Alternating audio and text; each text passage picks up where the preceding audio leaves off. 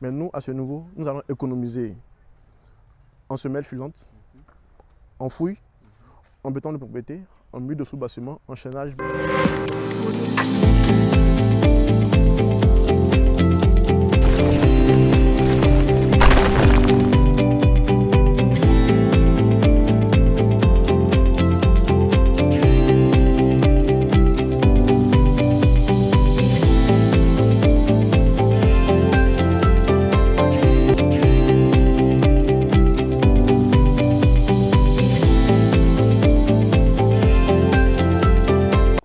Bonjour, Evra Akwasi, ingénieur en génie civil et hydraulique, directeur technique associé à Eden Engineering, filiale à Eden Sport Group.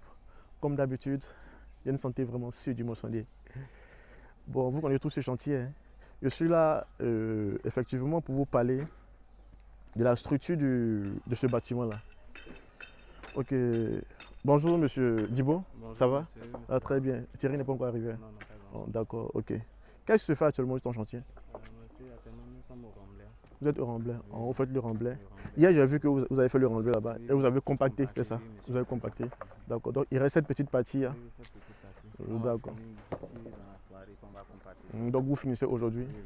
D'accord, d'accord. Très bien, très bien. Donc, demain, mon dallage sera coulé. Oui, oui, c'est ça. Là, j'ai vu que le ferraille est déjà prêt, Oui, oui, oui. les fils polyandres sont déjà prêts, les cales à béton sont déjà prêts de fabriquer. C'est ça. Voilà, ok. Donc, demain, tout sera top. Oui. Donc, le soir, à ma descente, je vais passer pour vérifier. Il n'y a pas de souci. Top, merci. Merci beaucoup. Merci bien. Il n'y a pas de souci. Est-ce que tu comprends un peu le système de construction qu'on a adopté pour ce chantier? Oui, monsieur. C'est quel système? Monsieur, c'est un système poteau. D'accord. En génie civil, tu sais, il y a deux systèmes de construction. Il y a un système poteau-poutre, système mi-porteur. Bon, j'ai fait des vidéos où je déconseillais vraiment le système mi-porteur. Vous pouvez les regarder après. Mais on va parler du système poteau-poutre de ce chantier. Ok. Le système poteau-poutre veut dire que tout ce bâtiment-là sera porté par les semelles isolées, les poteaux, les poutres, la dalle, ainsi de suite.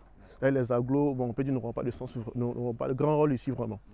Ce ne sont pas les éléments porteurs, les agglos. D'accord.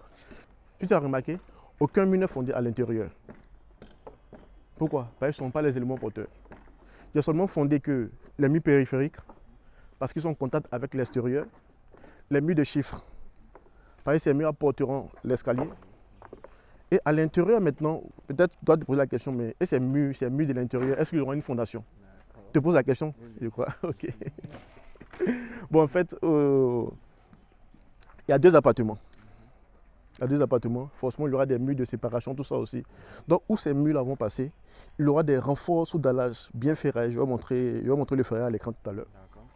Il y aura des renforts sous dallage aussi. C'est-à-dire, je crois que c'est ce que vous avez tracé là. Oui, oui, c'est ça. On a- Ah, très bien, d'accord, d'accord. Donc, à ces endroits, il y aura des renforts de la.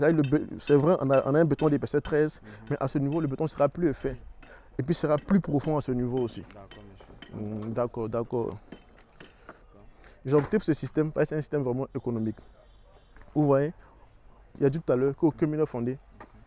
Voilà, c'est-à-dire, si c'était une autre personne, quelqu'un qui n'a pas de notion en calcul de structure, allait forcément fonder ces murs-là. Mais nous, à ce niveau, nous allons économiser en semelle filante, en fouille, en béton de propriété, en mur de sous-bâtiment, en chaînage bas, tout ça. Donc ça, c'est l'économie en fait. Ça va dans le sens de l'économie aussi. Donc en plus d'avoir une structure juste et vraie, on a aussi un bâtiment qui est vraiment économique. Donc c'est un peu ça. Il y a d'autres questions à poser? Non, monsieur. Il n'y a pas de questions? Bon, le dallage, il sera d'épaisseur 13. 13, oui, monsieur. Et il aura un ferraillage en HA8 espacé de 15 x 15 à l'intérieur. Par contre, à l'extérieur, il y a un parking. Le D'accord. parking sera ferraillé en double nappe, espacé de 15 avec du HA8 bien sûr, avec une épaisseur de 15, contrairement à l'intérieur du bâtiment où on a une épaisseur de béton de 13. Ok, maintenant le plombier passe quand pour les réservations de voitures dans la soirée. Oui, monsieur. Ok, donc hier vous avez fait le compactage ici. Oui, oui. Donc avant que le plombier n'arrive, rassurez-vous que le compactage soit bien terminé et bien effectué.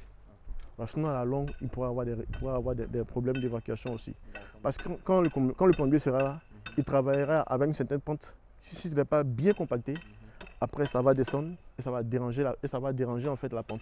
Ça pourra même créer un affaissement au niveau des tuyaux en fait, d'évacuation. Donc je crois que j'ai tout dit. Hein. Il y a d'autres choses encore à ajouter. Tout se passe très bien ici.